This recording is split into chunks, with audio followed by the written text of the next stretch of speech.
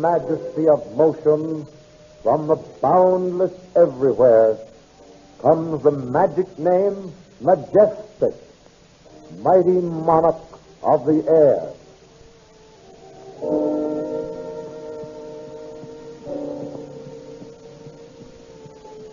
In just a few seconds, you will hear the next episode of that thrilling story, Handsome Spoilers, as related by Majestic Master of Mystery. He is brought to you through the courtesy of the manufacturers of Majestic Radios, the radio receiver which, because of its distinguished and beautiful cabinet and its brilliant performance, makes obsolete all radios that have gone before.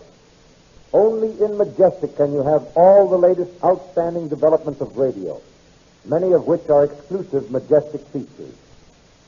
Any Majestic dealer will be glad to demonstrate one of the new Majestics for you. Before continuing with his story, Majestic's Master of Mystery has a fascinating gift offer to make. Listen. In the heart of the jungle, near the holy city of Benares in India, there grows the sacred sandalwood tree. Every high-caste Hindu places on his forehead the distinguishing mark of his caste. The chief ingredient of this caste mark is a sandalwood leaf. And what is even more interesting is the fact that for hundreds of years, the sandalwood itself has been carved out by devout Hindus into swastika charms, the oldest good luck emblem known to man. When I left India, I brought away with me quite a number of these sacred swastikas carved out of sandalwood. Expert craftsmen in this country have fashioned unique replicas of these sacred swastikas, which will be equally prized by both men and women. Though far removed from the country of their origin, these sacred swastikas in sandalwood still retain the famous scent of the sandalwood tree, and they will bring to you all the romance, all the glamour and mystery that is the East. I want you to have a swastika, absolutely free. You will be proud to own it, proud to display it. Who knows, but all the good luck associated for 3,000 years with this historic emblem may be yours when you possess it. At the close of my program today, your announcer will tell you how you may secure one of these sacred sandalwood swastikas absolutely free. Majestic's Master of Mystery is on the trail of a gang who have killed his friend, Professor André Charlot. On board ship that takes him back to India, another man is murdered. A mysterious detective enters into the case. The body of the latest victim disappears. In the last episode, the Master of Mystery faces a veiled woman who levels a gun at his heart. And now, the story will be resumed by the Master of Mystery himself. I stood transfixed, staring at the shiny tube. Again, despite the heavy veil that hid her face, I sensed the inescapable glamour of a beautiful woman. The automatic in her hand seemed a mockery, a childish gesture. Yet I had seen that gun spit flame, and the bullet had been meant for me. Was I to see it again? Would this time the bullet find its mark? For a second we stood there, hesitant. I in the shadow at the foot of the stairs, the mystery woman faintly outlined in the dim light of the upper corridor. The shadow saved my life. I had not been recognized, else the finger that pressed steadily against the trigger must surely have snapped it back. A low whistle sounded in the corridor above. The woman sensed suddenly alert. With the gun leveled steadily at me, she backed slowly away from the head of the stairs. She whirled swiftly. There was a swish of silken garments, the sound of swiftly running feet, then silence. I fairly leaped up the stairs. The corridors were empty. The veiled woman was gone again, as completely, as suddenly as before. I stared in the direction she had gone.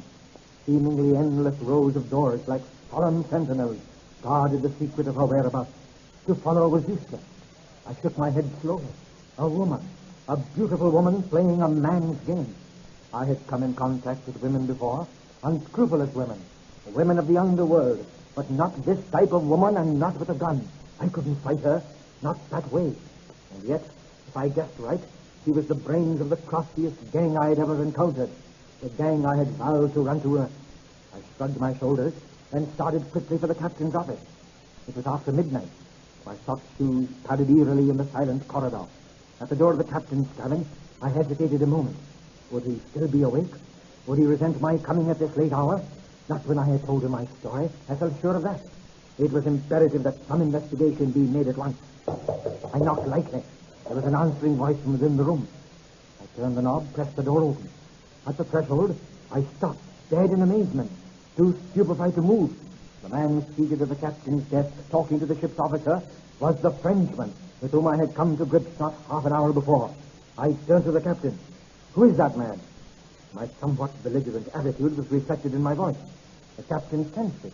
Why, that's Inspector Gershard of the French Secret Service. Then it was true. The man actually was a detective. And why? I whirled on him. Oh, why did you try to kill me, man? The Frenchman looked at me sharply. It is my business to hunt criminals, my friend. When I see you try to trick me, I kill. That is, I try to kill. I was puzzled. Trick you? What do you mean? The Frenchman's jaw shot forward. He leaned towards me. When you open the door, then jump away so that the woman can shoot at me, I know it is a trick. So, that's how it was. It sounded absurd, irrational, but evidently sincere. I shook my head wearily. A man's stupid blunder had blasted our chances at the very beginning of the chase and almost killed both of us. I turned to the captain. I'm afraid the inspector has made a horrible mistake, Captain. Almost a fatal one. I indicated my crudely bandaged shoulder, then drew from my pocket the small amulet given me by Odette Charlot, the professor's daughter. I held it towards the Frenchman so that he could see the groove where his bullet had struck. It was not your poor marksmanship, Inspector, but my good fortune. I then proceeded to tell the captain the story, who I was, why I was in his boat, and what had happened since I boarded it. Both men listened attentively. When I had reached the point of his disappearance from the stateroom, together with the body of the murdered man, Gershard sat with his head cupped in his hand. When I told of hearing the door in the next cabin open, he nodded slowly, his fingers tapping his chest. Ah, that was I. You? He shook his head wearily. That was when I came here to the captain's office. Gershard then took up the chain of events from the moment of his almost fatal shot.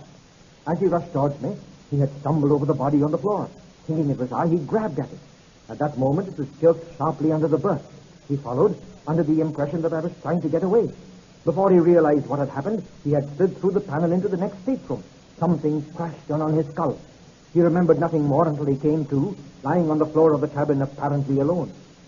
He had dragged himself to the door, opened it carefully, and here Gershard spread his hands expressively. And here I am. Then he shook his head convulsively. The lethargy that had seized him dropped away.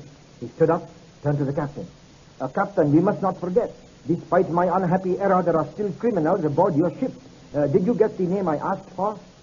He looked at me, explained that he had asked the captain for the name of the person who had been assigned to number 214.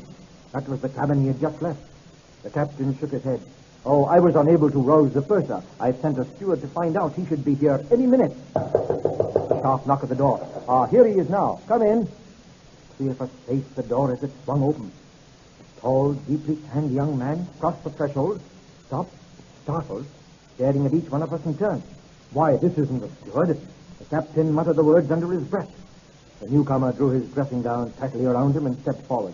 Captain Wilson? The captain nodded. My name is Barry, Captain. James Barry. I'm in room 213. The three of us started perceptibly at the number. It was just across the corridor from the three rooms that had figured in the events of the evening.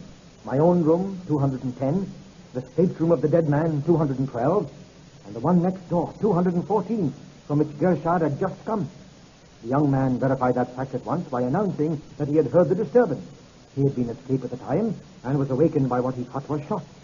Then there was comparative quiet, some hurried footsteps, a few doors opening and closing, that was all. He had decided it was probably not important to forget about it and go to sleep. But sleep would not come. He got up, slipped on his dressing gown, and stepped out into the corridor. At this point, the young man's expression changed. He looked behind him warily. His voice lowered perceptibly. For a moment, I heard nothing. Then, from one of the rooms across the corridor came the sound of someone moaning. The captain's eyes snapped to me and Gershard, then back to Barry. Moaning? When was that? Just now? Barry nodded quickly. Yes, sir, just now. I've just come from there. Which room was it? Do you know? Yes, it was 214. 214. That was the room Gershard had just come from, and he claimed it was empty. What could it mean? I looked quickly at Barry. His face was oddly familiar, and then I remembered. James Barry was none other than the notorious Choros, war ace of the Western Front. He was startled by another knock at the door. The captain strode across the room, turned the knob savagely, and jerked the door open. This time it was the steward, bewildered by the door's sudden opening and the group he saw within. He touched his hat, handed the captain a slip of paper, and withdrew.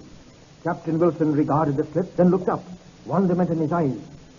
Gentlemen, the mystery grows deeper. Stateroom 214 was reserved in the name of the man you claim was murdered in Port Said, Professor Andre Charlot. Charlot? The name dropped like a bombshell. We stared from one to the other in amazement. I started for the door. Come on, Captain. We're going down to 214 right now. The door slammed behind us as we raced down the corridor, down the stairway to the corridor below. In a moment, we stood before 214. The captain inserted his master key. The lock clicked. The door swung open. Not a soul to be seen. But wait. Someone was moving. Our eyes jerked to what looked like a large blanket roll in the upper berth against the wall. It was moving. A moment later, we lifted down the half-conscious figure of a young man, bound and gagged. As I removed the gag from his mouth, he drew a deep breath. His eyes opened. His tongue moistened his dry lip. I asked that water be brought, then started to cut away his bonds. Can you talk? He nodded. What's your name? Who are you? An odd, faraway look came into his eyes. He hesitated for a moment. Then his words came thickly. My name is Crawford. Randall Crawford. Was Randall Crawford a member of the gang? The veil of mystery will undoubtedly be lifted when Majestic's Master of Mystery returns to the air with the next episode of this thrilling story, Phantom Spoilers.